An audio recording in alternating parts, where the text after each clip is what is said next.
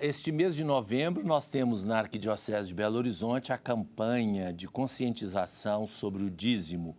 E houve esta campanha feita, distribuída conforme os temas das missas de domingo em 4 semanas. E esta foi a última semana, a dimensão social do dízimo. Nós temos no telefone o padre Joel Maria dos Santos, que é pároco da paróquia Santo Curadars, lá no Prado, e ele vai falar um pouco sobre esta campanha do dízimo na Arquidiocese. Bom dia, padre Joel. Bom dia, padre José Cândido. E aí, como é que está a campanha do dízimo na Arquidiocese? Qual é a sua impressão? Muito bem. Na oportunidade que temos de falar sobre esta experiência que a Arquidiocese de Belo Horizonte promoveu juntamente com o Vicariato para a Ação Pastoral, podemos dizer que aos poucos, pelo que escutamos, pelo que percebemos, as pessoas vão se conscientizando a partir deste tema tão importante e significativo na vida das nossas comunidades de fé, que é o gesto da partilha, do compromisso, da solidariedade através do dízimo. Como bem o senhor lembrou há pouco, nós estamos finalizando esta campanha de conscientização nesta 4ª e última semana deste mês de novembro, refletindo sobre a dimensão social do dízimo. Esta dimensão, como as demais, é necessária que toda a comunidade, todas as pessoas desta e de outras tenham conhecimento, até mesmo para argumentar, justificar e valorizar de maneira significativa e participativa o gesto da partilha do dízimo. Pois é, só para a gente recordar, fazer uma síntese, essa última semana foi a dimensão social e as 3 anteriores foram, aliás, dimensões nós poderíamos descobrir muitas, né? Mas foram concentradas em 3, além dessa, que é a dimensão missionária, também muito importante, e outras 2, eu não me lembro agora, a dimensão litúrgica, cultica, quem sabe você poderia recordar para nós.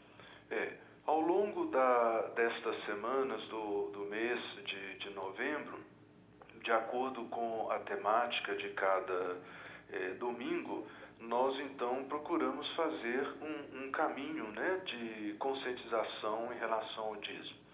Justamente a dimensão social, que foi na última semana, a dimensão missionária e a dimensão do compromisso, né, do dízimo através da partilha. Na verdade, este foi o tema que norteou toda a campanha de conscientização, né, visando mostrar que o dízimo é um compromisso solidário da nossa fé, uma expressão também da nossa fé que ilumina e impulsiona o nosso compromisso entre irmãos e como comunidade. Pois é, muito obrigado, padre Joel, pela sua participação e um bom dia. Bom dia, padre Cândido. Bom, agora nós vamos à música. Então, Orquestra e Coral Melody vai nos apresentar aquela famosa, todo mundo conhece, Agnus Dei, que na verdade a letra principal é Aleluia. Então vamos conferir.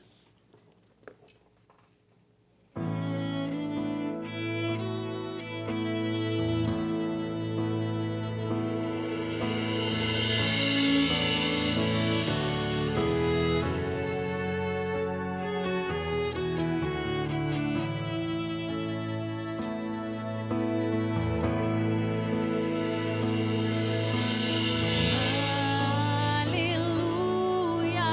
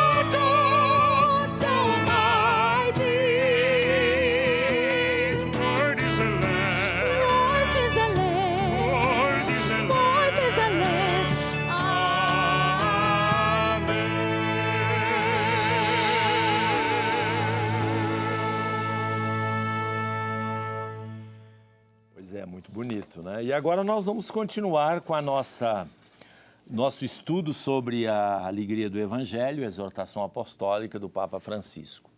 Eu vou seguir esse método de pegar o texto, apresentar o texto e depois explicar, interpretar. Por que eu estou fazendo isso? Porque algumas pessoas pensam assim, mas está interpretando o texto de acordo com a sua cabeça. Então, primeiro, vocês ouvem e depois a minha interpretação, a minha explicação. Se não concordarem, tudo bem, mas já ouviram o texto que o Papa quis dizer. E nós começamos hoje um quarto item, que é a missão que se encarna nas limitações humanas. Olha bem o que o Papa diz no parágrafo 40. O Papa diz não. Ele redige, ele é o redator final de um sínodo que tratou sobre este tema. A igreja que é discípula missionária tem necessidade de crescer na sua interpretação da palavra revelada e na sua compreensão da verdade. Então, a palavra fundamental aqui nesse período é necessidade de crescer. O Papa completa com o objeto desse verbo crescer em quê? Na interpretação. Ou seja, por isso que é a missão que se encarna nas limitações humanas. Nós somos limitados como seres humanos e como cristãos. E por isso precisamos crescer sempre, em todas as situações. Ninguém está paralisado, ninguém tem uma posse de uma verdade plena no mundo que não é pleno, no mundo que é histórico e contingente. Então é preciso que a gente cresça, é preciso crescer na interpretação. A tarefa dos exegetas e teólogos, a tarefa ajuda a amadurecer o juízo da igreja. Ele cita aqui um documento anterior. Embora de modo diferente, fazem-no também as outras ciências. Olha que coisa interessante, o que eu disse na abertura. O Papa fala que exegetas e teólogos, exegetas são aqueles que lidam com a interpretação científica de um texto. Isso é exegeta. O hermeneuta é aquele que interpreta o texto. O exegeta não interpreta. O exegeta percebe o significado do texto no seu contexto, que fala naquela época. Para o hermeneuta, a interpretação vale também para o hoje. Então, ele coloca exegetas e teólogos. O teólogo é hermeneuta, o exegeta é aquele que estuda o texto, cientificamente, objetivamente. É exegeta quem estuda o texto de Camões, quem estuda os textos de Shakespeare, quem estuda o Código Brasileiro, o Código Civil Brasileiro, enfim, qualquer texto nós interpretamos, nós estudamos. O exegeta, o texto, o intérprete para uma realidade concreta. Isso é muito importante a gente distinguir. Assim, por exemplo, o criminalista, ele vai lá estudar a lei, e esta lei, ele vai dizer o que a lei diz, o que a lei diz na sua letra. Agora chega o advogado de defesa e de acusação, eles vão interpretar aquela lei conforme o seu ponto de vista. Quem está defendendo e quem está acusando. Este é o hermeneuta, o outro é exegeta. Nós precisamos dos dois. Precisamos do exegeta para dar a verdade literal do texto. E precisamos do hermeneuta para revelar o significado deste texto para o hoje. Então, o Papa diz, e diz a outra coisa, embora de modo diferente, fazem-no também todas as outras ciências. Nós não estamos fugindo das ciências, nem do evolucionismo, nem de nada, ao contrário. Nós queremos que sejam aliadas, não para manipular, não para controlar, mas para nos ajudar. O mesmo Deus que criou o homem revelou-se. Então, nós não temos medo das ciências da natureza, de qualquer forma de racionalidade. Não, ao contrário.